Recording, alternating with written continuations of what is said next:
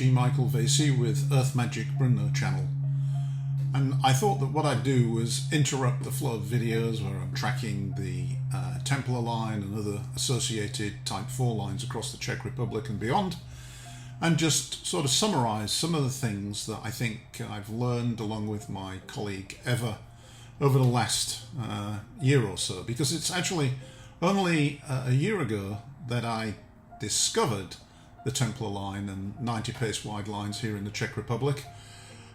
It seems longer, but that's because I've spent so much time chasing these lines and having great fun along the way, I guess. Anyway, so a few things that we have definitely learned is that these lines often have nodes on points that have been adopted by the Catholic Church for Stations of the Cross. We've found multiple instances where there's a local hill on top of which is a small chapel, and on the way up the hill are Stations of the Cross.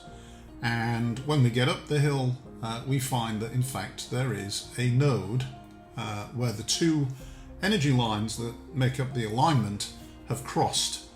So it's become almost a sign that perhaps something is worth dowsing when we see a hill with a chapel and Stations of the Cross. And it doesn't seem to be just the Templar line. We've found this to be the case with other Type 4 alignments here in the Czech Republic. Excuse me. So that's one of the things that we've come to understand as we've conducted our research and travels over here. Some of the other things, I guess, are that I've learned also to use the sticks to help us find the lines.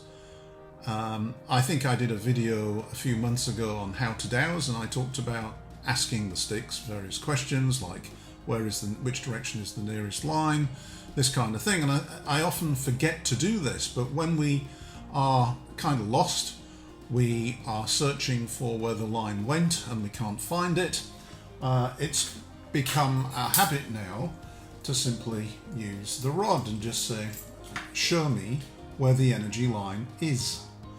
And the more specific you can be, the better the result. So obviously asking for where is the Templar line going, where is the Templar line located, and following that, and also asking, and is the Templar line within 100 meters? Is it within a kilometer? To get some kind of a distance. And I have a 100% record of using the sticks and then finding the line exactly where the sticks indicated the line would be.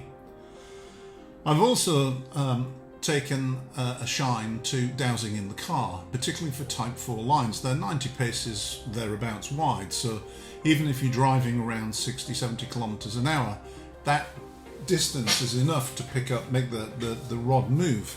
Now, I'm not suggesting for a minute that I drive and dowse. I'm usually the passenger, and what I do is I sit there with my stick, and we have managed to find lines much faster than we otherwise would have done on foot using this method in the car. Sometimes, of course, and probably as you've seen in some of the videos that we've made, we tend to park the car thinking, let's start here for some unknown reason, only to find that we've parked the car on the line. So it seems to me that perhaps after you start dowsing a particular line for a period of time, you really reach the point where subconsciously you don't even need the rods. The rods just simply act as a sort of reassurance that your intuition, your feelings are right. And I've noticed that many times when we're driving along at that sort of speeds, 50-60 kilometers an hour, and we're about to come to a line, I know it, I can feel it, it's about to happen, and sure enough, the stick goes. So we now do quite a lot of dowsing in the car like that, especially if we're trying to track a major line across quite a lot of territory in a single day. Of course, we do enjoy the walking and the hiking and going through forests and exploring the countryside, which is part of the fascination of chasing these energy lines. But in terms of basically looking for the line and being quick, going in the car seems to be a pretty good option. Now, having said that, I am able to do this, but Eva apparently cannot detect the line from inside the car. She tells me that she feels like she needs to be in contact with the ground, and because she's in a car on tyres, she's not in contact with the ground, and for some reason she's not able to dowse for the lines. So anyway, there's just a few thoughts and tips.